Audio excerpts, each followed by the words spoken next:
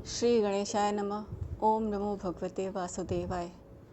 नमस्कार दोस्तों, आज मैं एक ऐसी लड़की की कहानी सुनाने जा रही हूँ जिसने अपनी दृढ़ इच्छा शक्ति से अपने जीवन का रुख मोड़ दिया। ये कहानी एक ऐसी लड़की की है जो मूक और बधिर थी। मूक बधिर मतलब डेफ एंड डम। उसका नाम हेलन केलर था, जिसका जन्म 27 जून 1880 को अमेरिका के अलबामा प्रदेश के टस्कम्बिया कस्बे में हुआ था। हेलन बचपन से ही मूक बधिर नहीं थी, स्वस्थ सुंदर थी, पर जब वो 1.5 साल की हुई तो उसको एक फीवर हो गया, बुखार हो गया, जिसकी वजह से उसकी सुनने, बोलने, देखने की शक्ति चली गई। उसकी जान बच गई, लेकिन उसको ये परेशानी हो गई।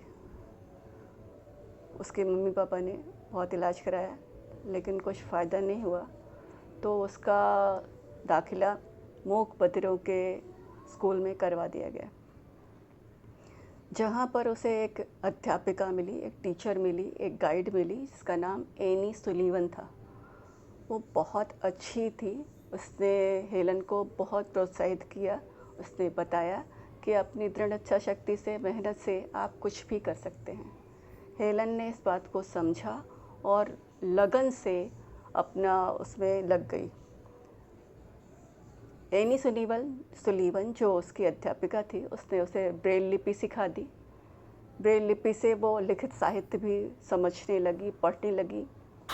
फिर एक दिन वो बगीचे में खड़ी थी, तो वहाँ पर फूलों को देखते हुए उसने पानी को वाट कहा, जिससे उसको बहुत खुशी हुई। सब लोग खुश हुए। उसने बताया अपनी आत्मकथा में कि मुझे इतनी खुशी हुई है कि मैं बता नहीं सकती हैं। फिर धीरे धीरे वो बोलने लगी। 12 साल की उम्र में वो बोलने लगी। फिर उसने कई भाषाएं सीखी, जैसे फ्रेंच, ग्रीक, लैटिन, जर्मन, अंग्रेजी। इन सब में उसने पूरी महारत हासिल कर ली। 22 साल के उसने उम्र में ग्रेजुएशन किया, अपनी स्नातक की डिग्री हासिल की। उन्होंने ब्रेल लिपि में मेरा धर्म और मेरी आत्मकथा नामक पुस्तकें लिखी। उसके साथ ही 9 किताबें और लिखी।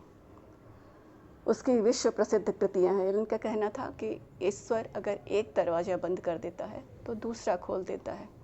हम पर इस बात को समझ ही नहीं पाते हैं। उसी दरवाजे की तरफ टकटकी लगा के देखते रहते हैं, दूसरे दरवाजे की तरफ हम ध्यान ही नहीं देखते हैं। दोस्तों, हम सभी के साथ ऐसा होता है। हम एक चीज़ काम करते रहते हैं, अगर वो हमसे छूट जाता है, उसमें हमें परेशानी आ जाती है, तो हमें लगता है कि अब इसके बाद हम कुछ कर ही नहीं सकते हैं। दूसरी तरफ ध्यान ही नहीं देते हैं कि हम कुछ और भी कर सकते हैं, शायद वो हमारे लिए ज़्यादा अच्छा हो। हम सभी के साथ ऐसा होता है। हम अगर बताते हैं, हम सिखाते हैं लोग दूसरों को, लेकिन कभी भी इस बात को समझ नहीं पाते हैं कि ईश्वर की जो इच्छा है वो क्या है। हम किसी एक दरवाजे की तरफ ही ध्यान देते रहते हैं, दूसरी तरफ कभी ध्यान नहीं देते हैं।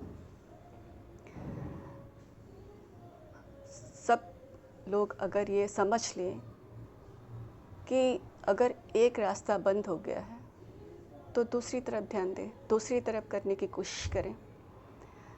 दोस्तों, आप लोग मुझे बताइएगा कि आप लोग इस कहानी से क्या सीखे, और अगर कुछ मुझे बताना चाहते हैं तो बता सकते हैं। मेरे चैनल को सब्सक्राइब कीजिए, लाइक कीजिए, शेयर कीजिए, जिससे मैं आपको और कहानियाँ सुनाती रहूँ, बताती रहूँ। धन्यवाद। जय श्री कृष्ण।